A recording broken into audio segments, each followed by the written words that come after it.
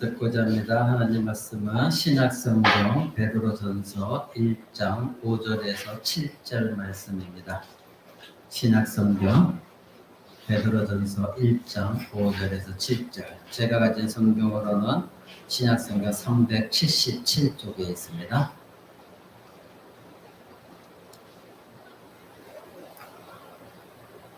찾으신 줄 알고 제가 말씀을 읽어드립니다.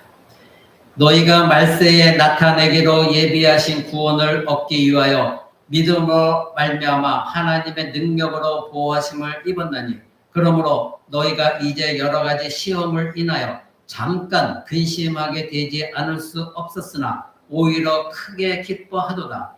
너희 믿음의 시련이 불로 연단하여도 없어질 금보다 더 귀하여 예수 그리스도에 나타나실 때에 칭찬과 영광과 존귀를 얻게 하려 함이라. 아멘. 이제 우리 계속해서 베드로전서 강의를 여러분들이 듣고 있습니다. 오늘은 세 번째 시간으로 이 땅의 나그네가 겪는 믿음의 시련, 이것에 대해서 함께 나누고자 합니다. 오늘 본문 말씀은 하나님의 백성의 신자가 이 땅 가운데 나그네로 살아갈 때에 믿음의 시련이 반드시 닥치는데, 이러한 시련을 이겨나가는 방식은 하늘의 간직한 유업, 즉 썩지 아니하고 쇠하지 아니하고 더럽혀지지 않는 그 하늘의 유업을 붙드는 사람들이다. 이것을 우리는 지난 시간에 이미 들었습니다. 그리고 이를 위해서 하나님께서는 그러한 택하신 신자들을 거듭나게 하셔서 살아있는 살아있는 소망, 즉 죽어있는 소망이 아니라 살아있는 소망을 갖도록 하나님께서 하셨다. 이렇게 베드로 사도는 말하고 있는 것입니다. 여러분은 진정 성경에 말하는 그러한 나그네의 삶을 살고 있는가? 한번 여러분 자신이 이 시간 질문해 보시기 바랍니다. 아니, 그러한 마음, 나그네 삶을 살고자 하는 마음, 그 자체를 가지고 있는가? 이것을 한번 질문해 보시기 바랍니다. 성경은 어느 곳에서도 예수 그리스도를 믿으면 그 순간 만사형통한다, 이렇게 말씀하고 있지 않습니다. 오히려 성경은 이 땅에 살아가는 신자는 반드시 믿음의 시련이 있다, 이렇게 말하고 있는 것을 우리는 기억해야 됩니다. 그러기에 기복적인 신앙에 빠지게 되어지면 내가 예수를 믿었는데 왜 이렇게 나는 힘들고 어려운가, 이렇게 한탄하고 오히려 하나님께 불평불만하며 불신앙으로 빠지는 경우가 있는 것입니다. 오늘 본문만 봐도 그리스도인들이 이 땅에 살아갈 때 닥치는 고난은 반드시 있다고 그렇게 성경은 말하고 있습니다. 그리고 자신이 당하는 이 현재 고난 속에서도 미래에 받을 구원, 즉 하나님의 보호하심을 믿음으로 말미암아 소망해야 된다, 그것을 붙들어야 된다, 이렇게 성경은 우리에게 깨우치고 있는 것이죠. 그러니 하나님의 백성이라고 해서 이 세상의 시련이 금세 사라지는 것이 아니라 오히려 믿음 때문에 시련과 고통을 당할 수 있다, 이렇게 성경은 분명히 우리에게 말씀해주고 있습니다. 6절은 신자에게 믿음의 시련이 있는데 오히려 기뻐할 수 있는 이유가 있다고 말하고 있죠. 그러니까 신자는 나에게 시련이 닥쳤을 때 오히려 하나님이 지금 나를 통해서 믿음을 강화시키시고 성장시키고자 나에게 이런 시련까지도 허락하셨구나, 이것을 알고 기뻐할 수 있는 사람, 그들이 진정한 신자이다, 이렇게 말하고 있는 것입니다. 그리고 7절에 오늘 우리가 본문 말씀을 읽지 않았지만 그 신자가 당하는 믿음의 시련이 얼마나 귀한 것인가, 그것을 우리에게 말해주고 있습니다. 여러분, 오늘 우리 5절을 보십시오. 너희가 말세에, 이렇게 말하고 있습니다. 말세, 즉 너희가 말세라고 하는데, 여러분들이 말세라고 하는 것은 종말론 시한부 믿음을 가지고 있는 사람들은, 그 사람들은 이제 말세가 곧 닥친다, 예수님이 곧 오실 때가 되었다, 그래서 그들은 성도들을 현혹하면서 그들을 오히려 착취하고, 그래서 그들의 잘못된 믿음으로 인도한 경우가 많이 있었죠. 과거에도 그랬습니다. 그런데 지금 성경에 말하고 있는 말세, 너희가 말세에, 이렇게 말하고 있는데 말세에 나타내기로 예비하신 구원을 얻기 위하여, 이렇게 말하고 있는 것을 보게 되어집니다. 여러분, 이 말세라고 하는 것은 여기만 나온 것이 아니라 성경에 곳곳에 나와 있습니다. 특히 디모데후서 1장에 보면 말세에 고통하는 때가 이를 것이다, 이렇게 말하고 있거든요. 또 사도행전 2장 17절에도 성령 강림하셨을 때에 베드로 사도는 그들에게 이렇게 말하죠. 말세에 내가 내 영으로 부어주리니, 이것은 요엘서에 나와 있는 하나님의 말씀을 당시에 오순절 다락방에 성령께서 강림하셨을 때에 사도 베드로가 말하고 있는 것입니다. 구약의 요엘 선지자가 말세에 이러한 일이 일어날 것이다 예언을 했죠. 그때 사도행전에 나오는 말세는 당시에 구약 성경에 나오고 있는 요엘 선지자가 말할 때 말세입니다. 그래서 사도 베드로가 그 구약에 있는 요엘 선지자가 말한 그 미리 선지자가 말한 계시가 지금 말세가 되어져서 이 땅에 성령께서 임하셨다. 이거를 강조하게요. 말세에 내가 내 영으로 부어주리니, 이 말씀을 인용한 겁니다. 그러니 성경에 말하고 있는 말세라고 하는 것은 예수 그리스도께서 이 땅에 오심과 동시에 말세가 이미 이 땅에 임한 것이고, 또 하나님의 나라가 임한 것이고, 그리고 지금 진행되어지고 있는 것, 그것이 말세입니다. 그러니 일부 이단들이 말하고 있는 장차 예수님께서 오실 때가 말세다, 그렇게 말하는 것은 비성경적인 것입니다. 베드로전서 1장 5절 오늘 본문 말씀에 말세에 나타내기로 예비하신 구원을 얻기 위하여, 여러분은 이미 구원을 얻었습니다. 그리고 구원은 지금 진행되어져 있고, 그리고 예수님 오실 때 그 구원은 완전하게 성취되어집니다. 그러니 말세라고 하는 것은 지금 이 시대가 말세인 것이고, 말세가 진행되어지고 있는 것입니다. 여러분 그 뒤에 20절에 보면 이 말세에 너희를 위하여 나타내신 바 되었으니, 이 말세, 지금 우리가 말세를 살아가고 있는 것이다, 이렇게 성경은 말하고 있는 것입니다. 그러니 이 말세라는 용어는 먼 훗날에 어떤 날을 말하고 있는 것이 결코 아니라 지금 우리가 살아가고 있는 이 시대, 이 시대가 말세인 겁니다. 그래서 사도행전 2장 17절에 하나님의 말씀하시기를 말세에 내가 내 영을 모든 육체에 부어줄 것이다. 그것은 요엘서가 나중에 예수 그리스도가 이 땅에 오셔서 부활하시고 승천하셔서 성령을 보내주실 때, 그때가 말세인데 그때에 하나님이 너에게 성령을 부어줄 것이다. 그것은 이미 성취되어졌습니다. 그러니 말세는 이미 시작되어진 겁니다. 말세가 장차 올 것이다가 아니라 이미 우리가 살아가는 이 시대가 말세다, 이것입니다. 사랑하는 성도 여러분, 근데 여기서 말세라고 한 것은 먼 훗날이 아니라 요엘서가 말하는 그 말세. 그렇기 때문에 여러분들은 누가 여러분들에게 장차 말세가 임할 건데 예수님 오시는 그 시대가 말세다, 그러니 그때에 하나님의 심판이 임할 것이니 너희들은 지금 교회다 이러이러한 걸 해야 된다, 이렇게 말하는 것에 대해 넘어가지 마시기 바랍니다. 말세는 지금 이 시대가 말세입니다. 고린도전서 10장 11절에 보면 그들에게 일어난 이런 일은 본보기가 되고 또한 말세에 만난 우리를 깨우치기 위해 기록되었다, 이렇게 말하고 있거든요. 그러니 성경은 모든 곳에서 너희가 이미 말세를 만난 것이다, 이렇게 말하고 있습니다. 이미 너희가 말세 시대를 살고 있다. 그리고 야고보서 5장 3절은 말세에 너희가 재물을 쌓았다, 이럽니다.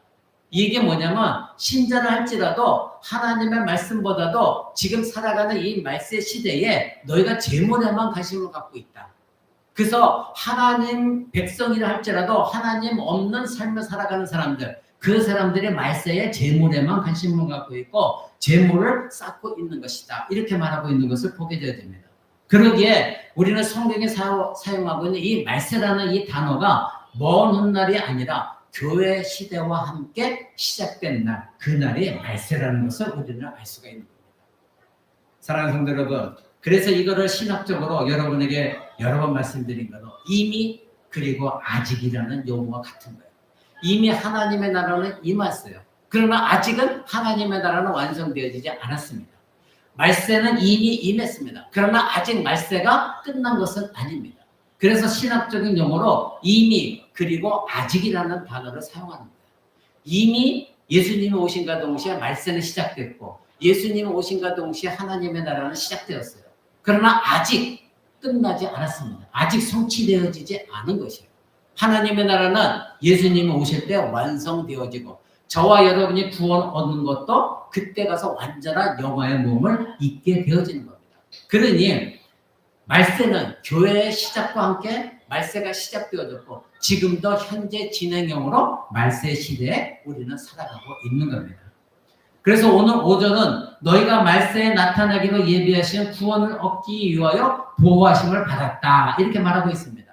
즉 이 땅에서의 나그네인 사람들, 동시에 하나님의 택정함을 입은 사람들, 지금 베드로 사도의 편지를 받고 읽고 있는 신자들, 그리고 지금도 우리가 이 말씀을 읽고 있는 우리 모두, 그들에게 말세에 나타나기로 예비된 구원, 이것을 우리는 획득하고 있다, 이렇게 말하고 있는 거예요. 그래서 저와 여러분들은 예수님이 이 땅에 오셔서 말세가 시작되어졌는데 그 말세에 이미 나타나진 구원이 있었어요. 예수 그리스도와 함께. 그 구원을 저와 여러분은 이미 얻은 사람들이에요. 그리고 지금 2000년 전에 이 베드로 사도의 편지를 읽고 있는 그 사람들도 역시 편지를 읽고 있는 그때 당시에 이미 말세였고, 그 말세 시대 때 그들이 구원을 얻은 사람들, 그들이 베드로 사도의 편지를 지금 읽고 있는 것입니다. 그래서 우리가 지난주에 알아본 대로 3절과 4절에서 이들이 받게 될 그 모든 것들은 어디서 옵니까? 바로 그리스도께서 죽은 자 가운데서 부활하신 그때부터 산 소망을 갖고 있는 사람들, 그들이 말세의 구원을 얻는 사람들이다. 그리고 그리스도로 말미암아 그 구원은 여러분에게 주어진 것이다, 이렇게 말하고 있는 것입니다. 저와 여러분이 가지고 있는 이 산 소망이라는 것은 죽음의 반대편에 있는 겁니다. 우리들이 갖고 있는 소망은 죽은 소망이 결코 아닙니다. 살아있는 소망. 그래서 여기 성경에 산 소망이라고 말한 이유가 바로 예수 그리스도의 부활을 통하여 살아있는 소망이 되어졌기 때문에 여러분들이 가지고 있는 소망은 살아있는 소망인 것입니다. 이 땅에서 사는 불신자들은 결국 죽음에 굴복하게 되어질 겁니다. 그래서 그들에게는 썩음 가운데 살아가는 것 뿐이지만 저와 여러분들은 이 땅에 살아가고 있는 나그네인데 왜 우리는 산 소망이 있습니까? 바로 예수 그리스도께서 죽음을 극복하시고 생명을 획득하셨기 때문에, 그 생명을 저와 여러분들에게 주셨기 때문에 저와 여러분들은 공통적으로 살아있는 소망을 갖고 있는 것입니다. 그것이 이 세상의 불신자들과 다른 점이에요. 그러니까 우리는 차별화가 되어져야 돼요. 우리는 죽은 소망을 갖고 있는 것이 아닙니다. 그 죽은 소망은 무엇입니까? 이 땅에 썩어질 소망, 더럽혀질 소망, 쇠하여 버릴 소망, 이것입니다. 그런데 저와 여러분이 갖고 있는 소망은 죽은 소망이 아니라 살아있는 소망, 그리고 영원토록 쇠하지 않는 소망, 그리고 더럽혀지지 않는 소망, 영광의 몸을 입는 소망이다, 이렇게 성경은 우리에게 말하고 있는 것입니다. 그래서 5절에 말세에 나타나기로 예비하신 구원, 이것에 대해서 데살로니가전서 1장 10절은 이렇게 말합니다. 장래 노하시면서 우리를 건지시는 예수다. 즉, 이 말세에 나타나기로 예비하신 이 구원을 우리는 지금 이 시대에 살아가면서 얻고 있지만, 그런데 이것이 최종적으로 언제 빛을 발하느냐? 장차 예수님께서 오셨을 때에 하나님의 무서운 심판이 임하는데, 그때에 저와 여러분들은 이미 구원을 얻었기 때문에 하나님의 진노의 심판에서 피함을 얻는다, 이것입니다. 그것이 우리의 구원이고, 그것이 말세에 나타나기로 예비하신 구원, 그것이 지금 시대에 우리가 이미 얻어서 살아가고 있는 겁니다. 그래서 우리는 이 시련이 올 때에 기쁨으로 겪어나갈 수가 있는 겁니다. 여러분, 혹시 여러분 가운데 예수님이 지금 당장 재림하셨을 때 혹시 내가 심판을 받지 않을까? 두려움 속에 있는 분이 있습니까? 만약에 그런 하나님의 심판이 들어온 마음을 갖고 있다면 여러분은 지금 뭔가 믿음에 문제가 있는 겁니다. 내 믿음이 연약하든 내 믿음이 부족하든 그것과 관계없이 구원에 관한 확실한 믿음은 있어야 됩니다. 여러분들이 구원 얻은 믿음이 불확실해지게 되어지면 여러분들 하나님이 임할 심판을 두려워할 수밖에 없어요. 그러나 내가 지금 성화의 삶을 올바로 살고 있느냐 안 살고 있느냐 관계없이 내가 구원을 얻은 것이 확실하냐 아니냐, 이것에 여러분이 흔들리게 되어지면 여러분은 장차 임할 하나님의 진노를 두려워할 수밖에 없습니다.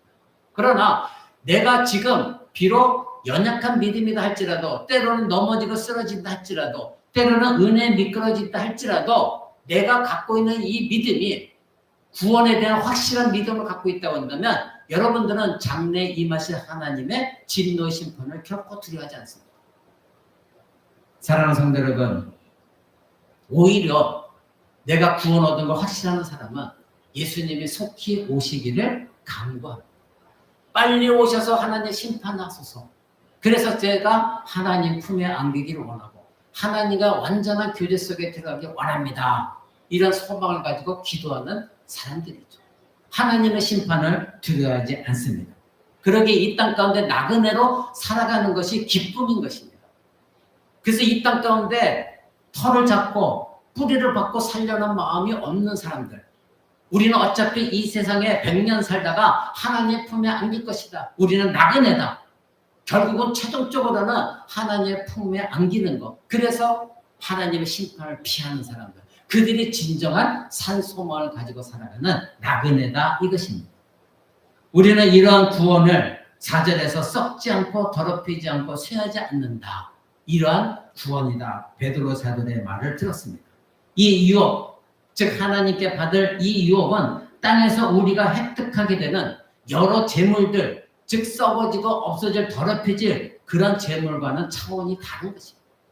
그래서 우리는 이런 것에 소망을 두고 있기 때문에 설사 여러분들이 이 땅 가운데 믿음을 가지고 나그네로 살아갈 때에 시련이 와도 기뻐할 수가 있는 거예요. 그런데 왜 우리는 시련이 오면 기쁨이 없고 오히려 불평과 불만과 마음의 상함과 어려움이 닥칠까요? 우리는 예수 그리스도를 믿고 산 소망이 하늘에 있다는 것을 지식적으로는 알고 있는데 삶 가운데 이것이 내 안에 증명이 되어지려면 여러분의 신앙이 끊임없이 하나님 앞에서 엎드려지고 말씀을 붙들린 삶을 살지 않으면 여러분의 시련이 닥쳤을 때에 이내 좌절과 절망과 실망밖에 없는 거예요. 여러분 그 6절을 보십시오. 그러므로 너희가 여러 가지 시험을 인하여 잠깐 근심하게 되지 않을 수 없었으나 오히려 크게 기뻐한다. 여러분 이 말씀을 잘 읽으시기 바랍니다. 너희가 여러 가지 시험을 당한다. 여러분 시험을 당합니다. 즉 여기서 시험이라는 건 시련입니다. 고난, 고통, 시련 있습니다. 이 시련을 당합니다. 그래서 이 시련 때문에 인하여 잠깐 근심하게 된다. 잠깐 근심하지 않을 수 없다. 이렇게 분명히 말하고 있어요. 그러니까 여러분이 시험 당할 때 근심하는 건 맞아요.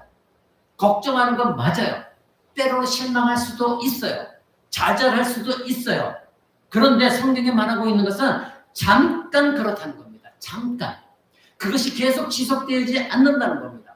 잠깐 너희에게 근심하게 될 수는 있으나 그 다음에 뭐가 나옵니까? 반전이 나옵니다. 오히려 크게 기뻐하는 거다. 여기에 문제입니다. 여러분 잠깐 근심하죠? 여러분 근심이 없을 수 없어요. 때로 실망되기도 해요. 내가 예수를 믿는데 왜 나한테 이런 일이 있을까? 실망할 수 있어요. 그런데 성경은 뭐라고 말하냐면 잠깐 근심하게 되지 않을 수 없다. 즉 근심하게 될 수밖에 없다. 그렇게 말하는데 오히려 그러나 그것이 반전이 일어난다는 거예요. 그 다음에 어떻게 한다? 오히려 크게 기뻐한다. 이것이 신자라는 겁니다. 이런 사람들이 이 땅에 나그네로 살아가는 사람이다. 여러분 언젠가 몇 주 전에 말씀드렸습니다. 여러분이 죄를 짓지 않으려고 애를 써도 잠깐 죄가 나를 속이고 그래서 나에게 죄를 심어줄 때 있어요. 그것까지 내가 어떻게 할 수는 없어요. 잠깐 들어올 수 있어요. 근데 문제는 뭐라고 그랬죠? 그 죄를 계속 묵상하면서 그것을 실천하려고 할 때 그건 죄가 되는 거예요. 여러분의 잠깐 순간적으로 죄를 생각할 수 있어요. 근데 그 순간 그것을 떨쳐버리면서 이겨나가는 것이 아니라 그 죄를 계속해서 내가 묵상하면서 즐거워하고 기뻐하고 이런 일을 행해야지 그러면 나에게 쾌감이 있겠지? 이건 죄예요. 지금 우리에게 당하는 시련도 마찬가지예요. 어떤 시련이 왔을 때 잠깐 근심할 수 있어요. 넘어갈 수 있어요. 괴로워할 수 있어요. 좌절할 수 있어요. 그러나 참된 신자라고 한다면 정말로 믿음 안에 서 있는 신자라고 한다면 오히려 크게 기뻐하는 것. 그 사람이 진정한 믿음의 시련을 이겨나간 나그네들이다. 이렇게 말하고 있는 것입니다. 사랑하는 성도 여러분, 내가 정말로 올바른 믿음이 있는가? 나는 누구인가? 나는 참된 신자인가? 이것을 여러분 알아보려고 한다면 여러분의 시련과 근심이 닥쳤을 때에 내가 이것을 잠깐 근심하고 잠깐 넘어지고 있는가, 아니면 이것에서 허우적거리면서 하나님은 계신가 안 계신가, 난 도저히 하나님을 믿을 수가 없어, 이런 상태까지 간다고 한다면 여러분은 믿음에 심각한 문제가 있는 것입니다. 그러기에 지금 6절이 너희가 여러 가지 시험을 인하여, 즉 시험이 있다는 거예요. 시련이 있다는 거예요. 잠깐 넘어질 수 있다고 인정하고 있습니다. 그러나 그것은 잠깐이라는 겁니다. 오히려 크게 기뻐한다. 그래서 성도들은 데살로니가전서 5장 16절에 말한 대로 범사에 감사하라 명령한 이유가 바로 이것. 잠깐 넘어질 수는 있다. 잠깐 불평할 수는 있다. 잠깐 시련에 겨워서 헤맬 수는 있다. 그러나 범사에 감사하는 자라면 이제는 크게 기뻐하는 일로 바뀌어진다. 이렇게 말하고 있는 겁니다. 사랑하는 성도 여러분, 이 땅에서 나그네의 삶은 그래서 항상 위험과 구원이 동시에 존재하고 있는 거예요. 여러분에게 한 발만 내딛면 사단이 펼쳐놓은 그물이 여러분을 올가매려고 준비하고 있는 것이 이 세상입니다. 그러기에 믿음의 위험도 있지만, 그러나 동시에 우리에게는 구원의 기쁨도 존재하고 있는 것입니다. 하나님이 진정 원하는 것은 너희가 시련을 겪을 때 잠깐 넘어질 수 있으나, 그러나 너희가 받은 그 구원, 그것으로 인하여 오히려 이제는 크게 기뻐하고 오히려 감사해요. 그런 신자에게 하나님은 여러분이 당한 시련을 오히려 복이 되게 하시고 여러분의 기쁨이 되게 하시는 하나님이 여러분 만나게 되는 겁니다.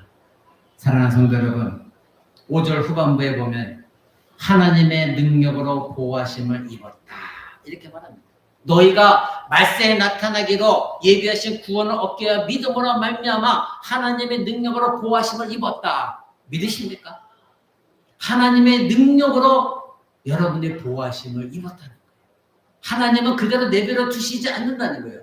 여러분이 어떤 시험이 닥쳤고 시련이 닥쳤고 고난이 닥쳤을 때에 하나님은 여러분은 그대로 너 한번 당해봐라 하시는 것이 아니라 그 순간에도 하나님의 섭리 가운데 하나님의 전능하신 능력으로 여러분을 보호하고 계시다는 거예요. 그 보호하심을 여러분들이 입은 거예요. 여러분은 옷을 입었어요. 그러기에 여러분은 내가 구원받은 그 기쁨 속에서 여러분의 당한 환난을 이겨나가야 되는 거예요. 잠깐 시련에 겨워서 힘들고 좌절할 수 있지만 내가 누구인가? 하나님의 능력으로 보호하심을 입은 자가 아닌가? 내가 구원받은 자가 아닌가? 그럼 이 구원의 기쁨으로 내가 이겨나가야 되지 않겠는가? 그것이 바로 신자이다, 이겁니다. 그래서 로마서 8장 38절은 이렇게 말합니다. 내가 확신하노니 사망이나 생명이나 천사들이나 권세자들이나 현재 일이나 장래 일이나 능력이나 높음이나 기쁨이나 다른 어떤 피조물이라도 우리를 우리 주 그리스도 예수 안에 있는 하나님의 사랑에서 끊을 수 없다. 그 누구도 끊을 수가 없습니다. 여러분에게 하나님의 사랑을 하나님이 주셨습니다. 구원의 사랑을 베풀어 주셨습니다. 은혜를 베풀어 주셨습니다. 그렇다고 한다면 하나님의 능력으로 여러분은 보호하심을 받고 있는 것입니다. 이런 하나님의 보호, 사랑을 그 누구도 천사들이라도 사단이라 할지라도 절대 끊어나갈 수가 없다는 겁니다. 하나님이 지켜주신다는 겁니다. 하나님이 보호해 주신다는 것입니다. 예수님은 요한복음 10장 28절 이렇게 말씀하셨습니다. 내가 그들에게 영생을 주노니 영원히 멸망하지 아니할 것이요 또 그들을 내 손에서 빼앗을 자가 없다. 아멘. 여러분을 하나님의 손에서, 예수 그리스도의 손에서 빼앗을 자가 그 누구도 없습니다. 하나님이 주신 축복, 하나님이 주신 구원의 기쁨, 그것을 빼앗을 자가 아무도 없다는 것입니다. 그런데 왜 우리는 좌절할까요? 그런데 왜 우리는 절망하고 실망하고 있을까요? 나의 믿음에 연약할 때가 있기 때문에 그렇습니다. 그럴 때 여러분은 어떻게 해야 됩니까? 하늘에 간직한 살아있는 소망, 하나님 나라의 유업, 그것을 붙드셔야 돼요. 그것을 붙드는 사람은 이제는 그 실망과 좌절과 절망이 오히려 크게 기쁨으로 바뀌어지게 되는 것입니다. 이것을 경험하는 사람들이 참된 신자요, 그들의 진정한 나그네예요. 그런데 내가 절망 가운데 있으면서 다시 일어서려고 하는 마음조차도 없고 하늘에 간직한 그 하나님의 나라의 유업, 그것을 받은 자라는 산 소망이 절대 기억나지도 않는다면 여러분, 내 자신이 정말 구원을 얻었는가? 내 안에 정말 그리스도가 계시는가? 자기 자신을 점검해 보시래요. 진정으로 믿음 있는 사람은 절망 가운데서도 오히려 크게 기뻐하면서 다시 일어섰을 때에 하나님은 그 신자를 붙드시고 더욱더 믿음이 강화되도록 하나님은 도와주십니다. 사랑하는 성도 여러분, 하나님의 보호는 모든 것이 협력하여 선을 이루는 것입니다. 이는 일반적인 보호를 말하는 것이 결코 아닙니다. 성부 하나님께서 자신의 뜻으로 우리의 삶에서 머리털 하나라도 땅에 떨어지지 않게 보호하시는, 모든 것이 협력하여 선을 이루게 보호하시는 그 하나님의 말씀, 그 보호하신다는 약속의 말씀을 여러분들이 붙드셔야 돼요. 이것은 일반적인 보호가 아니에요. 하나님의 능력으로 자기 자신이 택하는 경건한 신자들, 그 신자들을 하나님이 보호하시겠다는 약속입니다. 그것도 인간의 능력이 아니라 전능하신 하나님의 능력으로, 창조의 능력으로, 예수 그리스도를 죽음 가운데서 부활을 시키신 능력으로, 죄악 가운데 심판받을 수밖에 없는 지옥에 떨어질 저와 여러분을 구원하신 그 구원의 능력으로 여러분을 보호하시겠다고 성경은 약속하고 있는 것입니다. 그러기에 저와 여러분은 하나님의 위로를 갖고 있습니다. 이것은 근본적인 위로입니다. 존재론적인 위로예요. 사람들이 여러분에게 힘들고 어려울 때 다가가서 이 세상적인 달콤한 말로 위로하는 그 위로가 아니라 존재론적인 위로, 근원적인 위로, 하나님 보호하시겠다, 너희를 끝까지 내가 책임진다, 하나님의 나라로 이끈다, 너희를 가지고 있는 그 소망, 살아있는 소망이 이루어지도록 하늘에 간직한 그 유업을 받도록 내가 너희를 보호한다는 존재론적인 위로입니다. 잠시 잠깐 여러분의 마음을 잠시 잠깐 속여서 이 세상의 기쁨을 누리게 하는 인위적인 위로가 아니라 근원적인 위로, 그 위로를 하나님이 주셨을 때 여러분 안에서는 진정한 신자라고 한다면 샘솟듯 솟아오르는 기쁨이, 감사가 넘치는 거예요. 사랑하는 성도 여러분, 저도 제가 사랑하는 우리 아내를 잃었을 때에 하늘이 무너지는 것 같은 순간적으로 참담한 심령이었습니다. 그러나 이내 깨닫게 되어지는 것은 이 세상과는 전혀 다른, 그토록 제 아내가 사모했던 하나님의 나라, 하나님의 유업, 살아있는 그 소망, 그것을 이루는 길이기 때문에 육신적으로는 힘들고 슬프고 외롭고 그립지만, 그러나 하나님이 우리 아내에게 부어주신 그 참된 구원의 소망, 그것이 이루어진 하나님 나라에 갔기 때문에 오히려 기뻐할 수가 있는 거예요. 왜냐하면 저도 언젠가는 그 나라에 가는 것이 하나님의 약속이기 때문에 그렇습니다.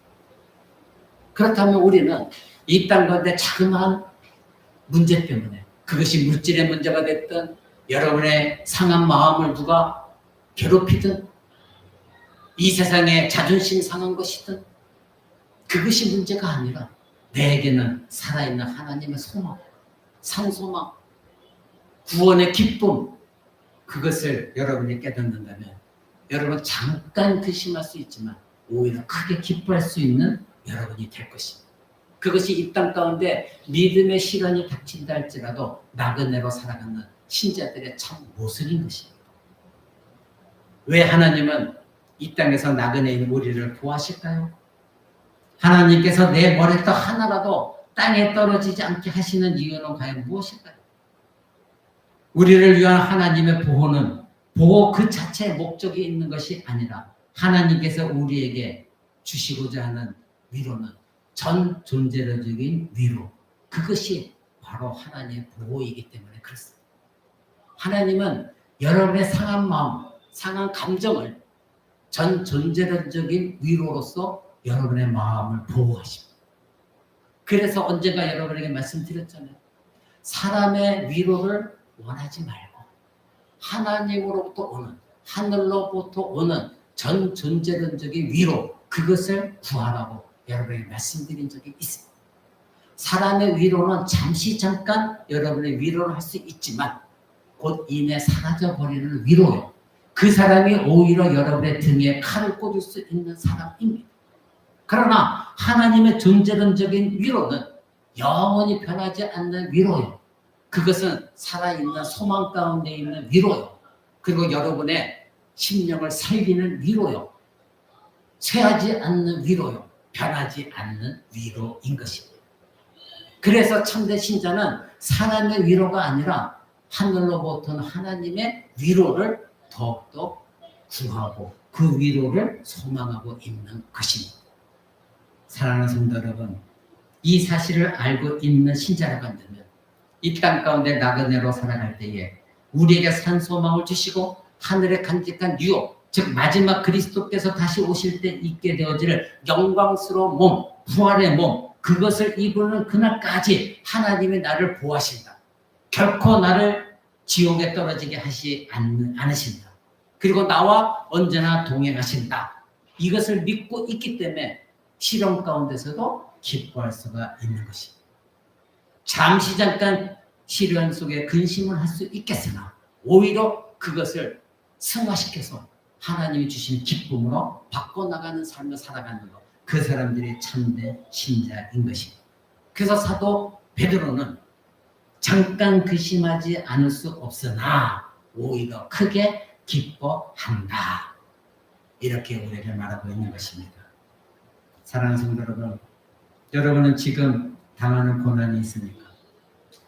그렇다면 그 고난을 영원한 소망의 시선으로 바라보고 있습니까? 아니면 좌절과 절망 가운데 왜 나는 이런 상황 속에 빠져들 수밖에 없는가? 왜 우리의 가정은 이럴 수밖에 없는가? 왜 내 자녀는 잃어갈 수밖에 없는가? 왜 우리 교회는 이런 상태 속에 있는가? 이렇게 좌절 속에 있습니다. 여러분이 잠깐 고난 속에서 근심할 수는 있겠으나 그러나 이제 영원한 소망의 시선으로 바꾸시기 바랍니다.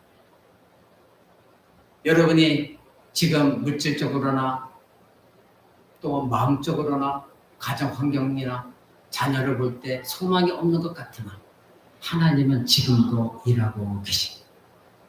여러분은 지난주에 새벽기도 시간에 섭리에 대해서 하나님의 섭리에 대해서 들었습니다. 하나님의 섭리는 결코 여러분을 실망시키지 않으시는 섭리입니다. 지금도 일하고 계십니다. 내가 하나님 앞에 올바로 서 있기만 한다고 한다면 그리고 여러분들이 이 세상을 바라보는 시선이 살아있는 산 소망에 가지고 있는 시선으로 바라보고 있다고 한다면 하나님은 여러분을 통하여 하나님 놀라운 계획을 이뤄나갈 것이고 여러분의 자녀들이 지금 바라볼 때에는 절망이고 도저히 내가 볼 때에 실망뿐이지만 하나님의 살아있는 소망의 시선으로 바라보기 시작하면 하나님의 여러분의 자녀들 안에서 일하실 것입니다.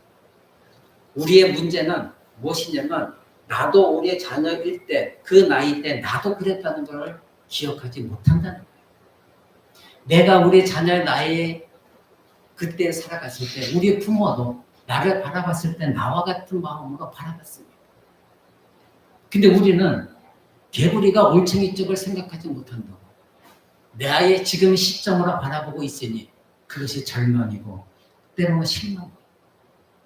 그러나 하나님은 여러분의 자녀들을 바라볼 때 여러분과 같은 절망의 시선으로 바라보지 않으십니다. 하나님은 여러분의 자녀들을 택하셨다고 한다면 하나님은 택함 받은 자로서 언제 하나님이 그 자녀들 안에서 일하실지 모르지만 하나님 기쁨의 자녀로 여러분의 자녀를 바라보고 계십니다.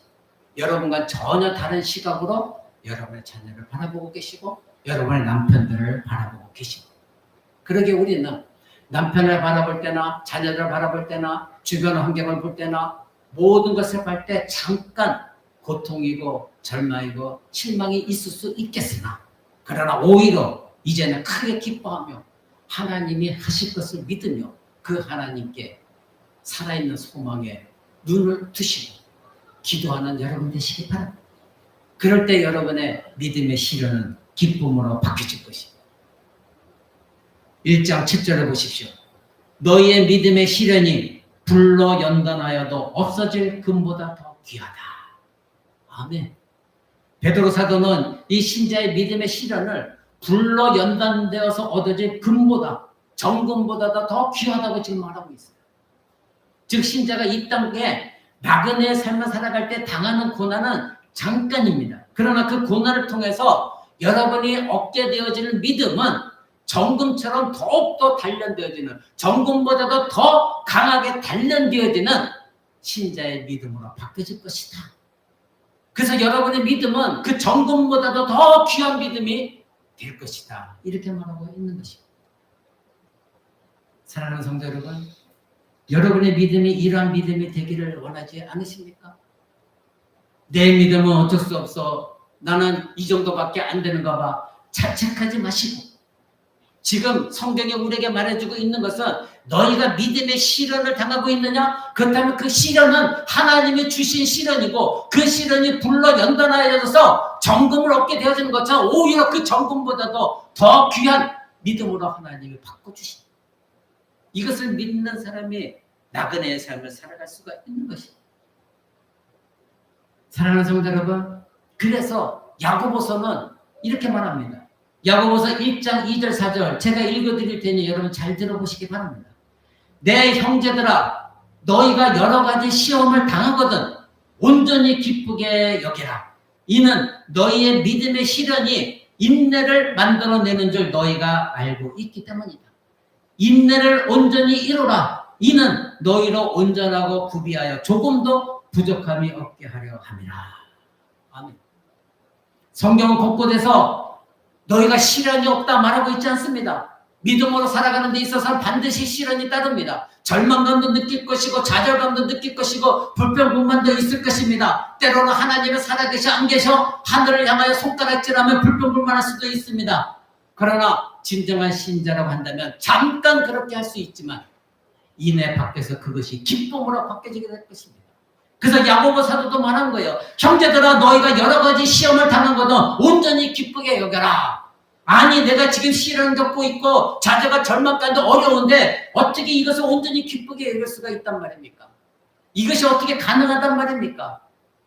그러나 나그네의 삶을 사는 사람에게 가능합니다. 잠깐 시련이 있어서 실망할 수는 있지만 그러나 오히려 그것이 기쁨으로 바뀌어질 수가 있습니다. 왜요? 그 사람에겐 산 소망, 하늘에 간직한 하나님의 축복이 있다는 것을 알고 있기 때문에 그렇습니다. 그래서 지금 야고보 사도도 너희의 믿음의 시련이 인내를 만들어낸다. 이 뜻은 무엇입니까? 여러분에게 시련이 올 때에 그것을 피하지 말라는 거예요. 싫어하지 말라는 겁니다. 오히려 그 인내를 통해서 여러분의 믿음을 하나님이 온전하게 만들어 주신다 이겁니다. 그러니 신자라고 한다면 나에게 시련이 닥칠 때 오히려 기뻐할 수 있는 이유가 여기에 나오는 겁니다. 아, 하나님이 지금 내 믿음을 강화시켜 주시려고 나를 사랑하셔서 지금 나를 구워 살펴보시면서 나에게 더 큰 축복을 주시기 위하여 하나님이 이 시련을 통하여 나를 훈련시키고 계시구나. 이것을 깨닫는다고 한다면 오히려 기뻐할 수가 있는 것입니다. 그래서 베드로 사도나 지금 야고보 사도나 여러 가지 시험을 너희가 당하면 오히려 기뻐하라고 말하는 이유가 바로 그것입니다. 사랑하는 성도 여러분, 하나님은 신자에게 시련을 허락하시지만 그 시련을 통해서 우리가 망가지지 아니하도록 하시는 분, 그분이 곧 하나님이십니다. 이 세상은 여러분을 망가뜨리는 이 세상이지만 그러나 하나님은, 여러분을 구원하신 하나님은, 우리 주 예수 그리스도의 십자가 못 박아 죽게 하시고 여러분을 구원하신 그 하나님은 여러분의 시련을 허락하시지만 그 시련을 통하여 여러분이 망가지는 것이 아니라 오히려 더 여러분의 믿음을 강화시키시고 여러분에게 그 시련이 기쁨으로 바꿔주시게 하시는 분, 그분이 곧 하나님이시다는 겁니다. 그래서 하나님은 여러분이 당하는 그 시련을 여러분의 큰 기쁨으로 바꿔주는 도구로 사용하신다는 것 잊지 마시기 바랍니다. 그런 신자는, 이것을 확실히 믿고 있는 신자는 시련이 닥칠 때 두려워하지 않습니다. 시련이 닥칠 때 오히려 하나님께 엎드려서 기도하면 감사합니다. 하나님, 이 시련은 또 나를 어떻게 믿음을 강화시키시려고 이 시련을 주십니까? 잘 이겨내도록 도와주실 것 또한 믿습니다. 그래서 이 시련이 끝났을 때에 오히려 더 큰 기쁨으로 하나님 바꿔주실 것 또한 믿습니다. 이렇게 고백하는 신자들이 이 땅 가운데 나그네의 삶을 살아가는 신자들입니다. 사랑하는 성도 여러분, 지금 베드로전서 1장을 펼치고 있지만 그 뒤에 4장 4절 한번 보시기 바랍니다. 4장 4절에 보면 이런 말씀이 나옵니다. 이러므로 너희가 저희와 함께 그런 극한 방탕에 다름질하지 아니하는 것을 저희가 이상히 여겨 저희가 산 자와 죽은 자 심판하시기를 예비하는 자에게 직구하리라. 이를 위하여 죽은 자들에게도 복음이 전파되었으니 이는 육체로는 사람처럼 심판을 받으나 영혼으로는 하나님처럼 살게 하려 합니다. 여러분, 이 땅 가운데 하나님의 심판을 두려워하지 않는 이유가 무엇입니까? 영으로는 하나님처럼 살게 하려 하십니다. 이렇게 말하고 있어요. 육체로는 여러분이 어려움을 당할 수 있으나 영으로는 놀라운 말씀하고 있지 않습니까? 영으로는 어떻게 한다고요? 하나님처럼 살게 하려 하십니다. 사랑하는 성도 여러분, 놀라운 일을 베드로 사도는 말하고 있습니다. 그러면서 14절에 뭐라고 말합니까? 너희가 그리스도의 이름으로 욕을 받으면 복 있는 자다. 왜 복 있는 자입니까? 육체적으로는 그리스도의 이름으로 그리스도 때문에 믿음 때문에 욕을 당합니다. 시련을 당합니다. 고난을 당합니다. 그러나 영으로는 하나님처럼 살게 하나님이 하시기 때문에 그것이 뭐다? 복 있는 자다. 그러면서 하는 말이 영광의 영, 곧 하나님의 영이 너희에 계시니라. 아멘. 아까 4장 4절에서는 6절에서는 너희가 영으로는 하나님처럼 살게 하시는데 그 이유가 하나님의 성령이 너희 위에 임하고 있기 때문에 너희가 그리스도 때문에 믿음 때문에 시련을 당하고 부끄러움을 당한다고 한다면 복 있는 자가 되는 것이다.